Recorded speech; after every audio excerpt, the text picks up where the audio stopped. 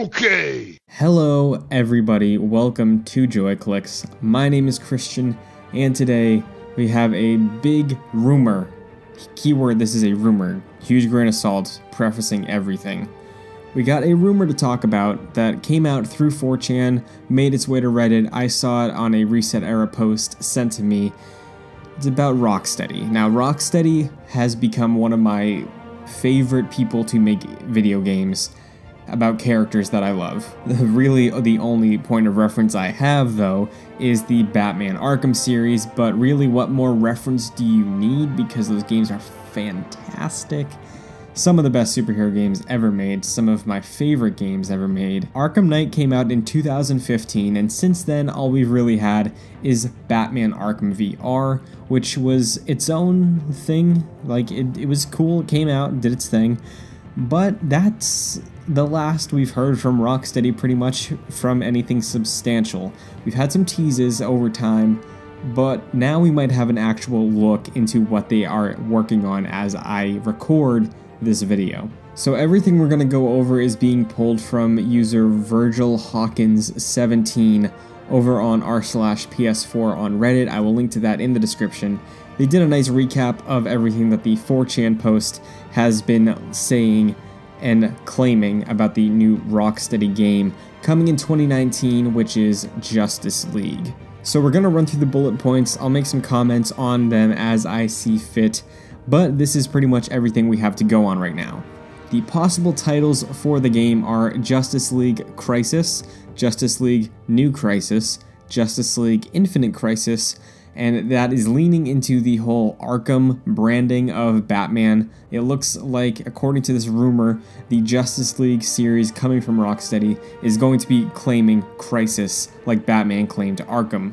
Now, this is nothing out of the ordinary for DC superheroes, specifically the Justice League, because DC loves slapping Crisis on every big event they want to throw out there, and obviously a new Justice League game would be a huge event. But recently we just got Heroes in Crisis for a new run in the DC Comics. Next up, they claim that the developer is Rocksteady, and the systems after that are where some contention may be drawn. It says that this is coming to the Xbox, Scarlet, the PlayStation 5, and PC, saying that we'll hear more details on Xbox's new system later this year, with a full reveal in early 2019, and the PS5 will also be announced in early 2019. Now, this is a separate debate entirely, but personally, I can see the next gen of consoles coming out in fall of 2019, just based on the timing, based on the release schedule, based on the fact that it feels like we're not going to get any new Xbox or PlayStation exclusives announced for this generation. There's no PSX this year, potentially because they're waiting to show their next gen lineup with the PS5 reveal and the Xbox X018 event that recently got announced. They're potentially showing hardware. We know that the Xbox Stream box thing, that branch of Scarlet, is rumored to be ready to go. So we'll just have to wait and see, but seeing the systems of 2019 for this Justice League game, it doesn't affect my opinions on my belief of this, because I can definitely see that happening. Here's where it gets interesting. We talk about what type of game it is. It's a single-player game with co-op elements. So they're claiming that you can switch between characters like in Arkham Knight.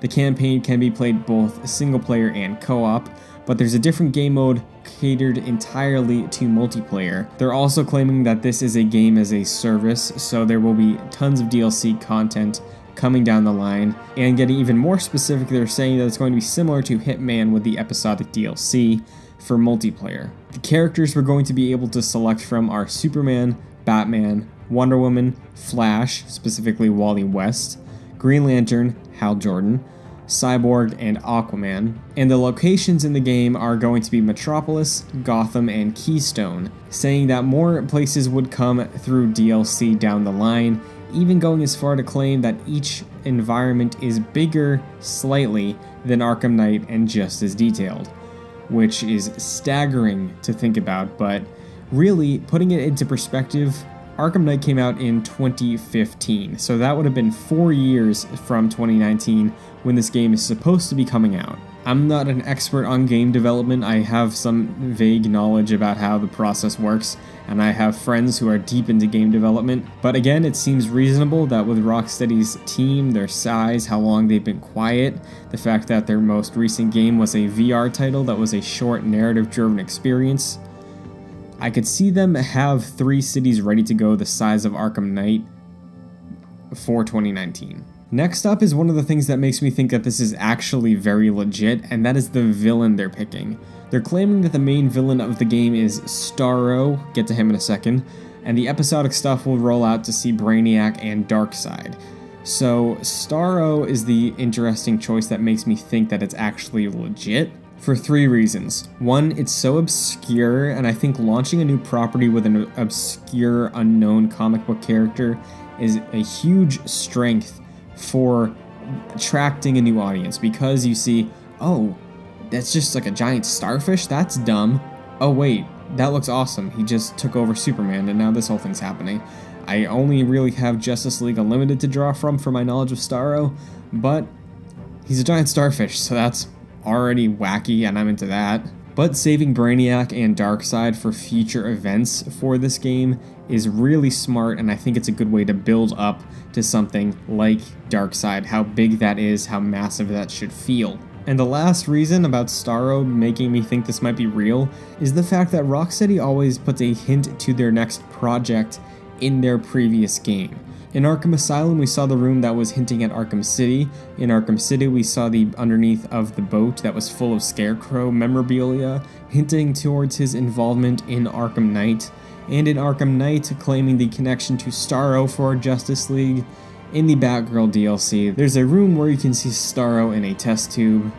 People are saying that is the connecting point between Batman, Arkham Knight, and Justice League, continuing the trend of hinting towards the next game. Continuing on, the leak also states that the heroes are early in their careers. Batman is still considered a myth in Gotham, Superman isn't the world's protector, Wonder Woman is still on her island, Aquaman is in the ocean, Green Lantern's in space, and Wally doesn't have superpowers yet. Again, good starting point, especially if it's going to be multiplayer integrated so you can build your version of the character. Gameplay is said to be similar to the Arkham games, except more refined and opened up. And as we saw, Arkham Knight was an improvement over Arkham City, which was an improvement over Arkham Asylum when it comes to having an open environment, because we got gliding full-on in Arkham City. Arkham Knight gave us a full-on Batmobile, so assuming Justice League is going to be giving us Superman at full power, Green Lantern at full power, and Flash at full power, we have several different methods of traversal in there, so a more open environment makes a lot of sense. So they're claiming the DLC will be adding new cities and playable characters, like Green Arrow and Martian Manhunter, with more potentially coming down the line. But the biggest comparison that this post is drawing between this game and another game is Destiny, focusing on the fact that you are building your character, you're building your hero in this living world with your friends, and as the game progresses, as time goes on, year 1, year 2, year 3, there's going to be big events. And I think that's a great idea for a superhero game, especially if it can be pulled off well. And like this posting said earlier, saving Brainiac and Darkseid for huge events to bring people back for year 2, year 3, like Destiny does with stuff like the Taken King or Forsaken. I think that's a great idea, and it really adds on to creating a living superhero world in the gaming community, similar to what Marvel has done with the MCU. A few more things to wrap up that were added onto this Reddit post were that Rocksteady has recently been hiring people, specifically people to do multiplayer testing, network coding, and people who specialize in management of games as a service. This paired with the reports that they were hiring for next gen and people with broad comic book knowledges pulling from the Reddit post. It seems like this is all leading towards the right direction, all supporting this, and again, huge grain of salt. People could have just taken the evidence we do have and crafted this unique narrative around it. The Starro thing, like I said, is a big point out there. Part of me really wants to believe this because this is exactly what I want to see out of the Square Enix Avengers game. But personally for me, Rocksteady has a better track record than Crystal Dynamics does, especially when it leans towards inventing new worlds for superheroes to explore. They continue to top themselves in terms of scope and scale with the Arkham series, So hopefully they bring that continuation into the Justice League series if we do get that in 2019. So I also think it's worth mentioning that on the Batman Arkham subreddit, the mods decided to take this post down rather than commenting and saying that this should go under the rumor and leaks thread. So take with that what you will. I don't think there is much subsistence there because I don't know why the mods of the Batman Arkham subreddit would have any knowledge about the upcoming Batman successor from Rocksteady. So I don't think it's any connection there why they took it down, but it's worth mentioning.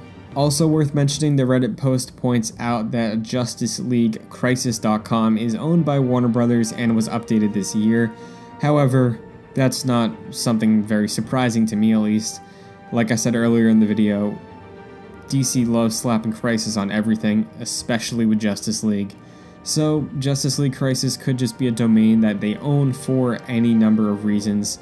It does lean into the fact that specifically Justice League Crisis is the next potential Arkham follow-up, but to me those are little like accoutrements on top of this entire theory. So now I want to talk to all of you. My friend sent me this rumor while I was actually playing Arkham Asylum because I'm working through that. Both of these games are great vibes for October, even Arkham Knight. That actually takes place during Halloween, unlike the first two. But comment down below and let me know, do you think that this Superman Rocksteady rumor that's been staying around forever is false? Do you think it's actually Justice League like this new rumor says? And if you're new to JoyClicks, if you like Batman, if you like Spider-Man, if you like anything that you see on the channel, Kingdom Hearts, be sure to subscribe so you don't miss any upcoming content. But thank you so much for watching, I appreciate it as always, and until next time, good vibes and good game.